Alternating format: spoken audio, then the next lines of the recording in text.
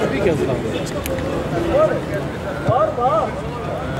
2022-2023 eğitim öğretim yılının hepimize hayırlı, uğurlu olmasını diliyorum.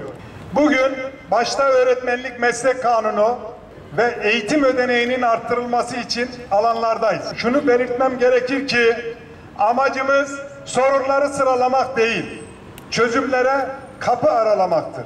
Bu eğitim öğretim dönemi hayat şartlarının zorlaştığı, alım gücünün düştüğü, masrafların arttığı, iyileştirmelere ve yeni gelişmelere rağmen istenilen seviyeye gelinemediği bir zeminde sorunların gölgesinde başladı.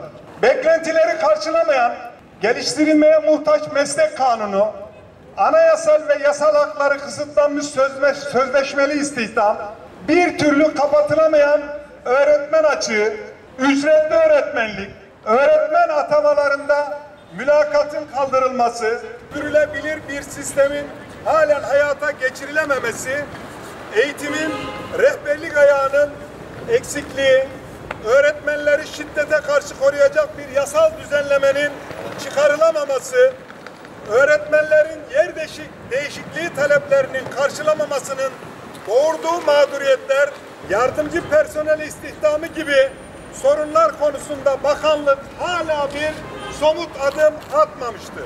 Ve öğretmene değer verecek öğretmenlik meslek kanunu sorunlarımıza çözüm olamamıştır. Bu haliyle olması da mümkün değildi. Bu yüzden bu kanun kapsamı genişletilmeli, başta kariyer basamakları olmak üzere sorunlu tarafları giderilmelidir. Önemli bir adım olan öğretmenlik meslek kanununa yapılacak eklemeler ve yeni düzenlemelerle memnuniyetin daha da yükseleceğini düşünüyoruz. Meslek kanununa eklenmesi gereken en önemli husus uzman ve baş öğretmenlik ile ilgili bölümdür. Uzman öğretmenlik 8 yıl öğretmenlik yapan kişilere, öğretmenlere sınavsız uzman öğretmenlik tazminatı ödenmelidir. 4 yıl uzman öğretmenlik yapan, yani 12 yıl öğretmenlik yapanlara da baş öğretmenlik verilmelidir.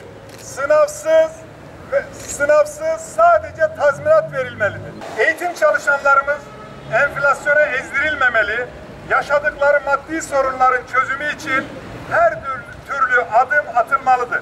Bu kapsamda enflasyondaki artış da göz önüne alınarak eğitim yılına hazırlık ödeneğinin arttırılmasını talep ediyoruz.